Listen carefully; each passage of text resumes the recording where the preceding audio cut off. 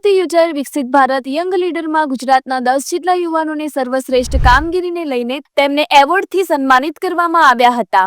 મહેસાણા જિલ્લાના કડી તાલુકાનું ગૌરવ વધાર્યું તેવા કોમ્યુનિટી હેલ્થ ઓફિસર પિંકી પટેલને એવોર્ડથી સન્માનિત કરવામાં આવી. પિંકી પટેલને અત્યાર સુધીમાં કેન્દ્ર સરકાર અને રાજ્ય સરકાર દ્વારા સર્વશ્રેષ્ઠ કામગીરી બદલ એવોર્ડ એનાયત કરવામાં આવ્યા છે. કચ્છ સરહદી વિસ્તારમાં લોકોને રસીકરણ, આભા કાર્ડ સહિત અનેક કામગીરી કરીને લોકોની આરોગ્યની ચિંતા કરી રહ્યા છે. દિલ્હી ખાતે યોજાયેલ વિકસિત ભારત યંગ લીડરમાં મંત્રી શ્રી મનસુખભાઈ માંડવિયાના વરદ હસ્તે સુશ્રુત એવોર્ડ એનાયત કરવામાં આવ્યો હતો. પિંકી પટેલે જણાવ્યું હતું કે સરહદી વિસ્તારમાં ઓછું નેટવર્ક હોવા છતાં અહીં સરકારના વિવિધ યોજનાઓના લાભ પહોંચાડવામાં આવે છે.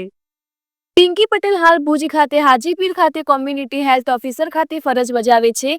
કોરોના કાળ દરમિયાન પણ એક મહિલા થઈને પોતાના પરિવારની ચિંતા કર્યા વગર ભુજના છેવાડાના ગામડા સુધી કોરોના રસી આપવા માટે દોડી જતા હતા.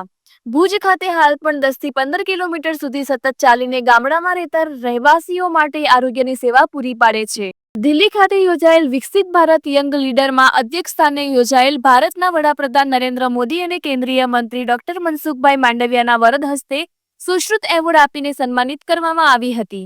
ગુજરાત રાજ્ય તથા મહેસાણા જિલ્લા સહિત કડી તાલુકાનું પણ આરોગ્ય વિભાગમાં એક મહિલા તરીકે સર્વશ્રેષ્ઠ કામગીરી પિંકી પટેલ કરીને ગૌરવ વધાર્યું છે.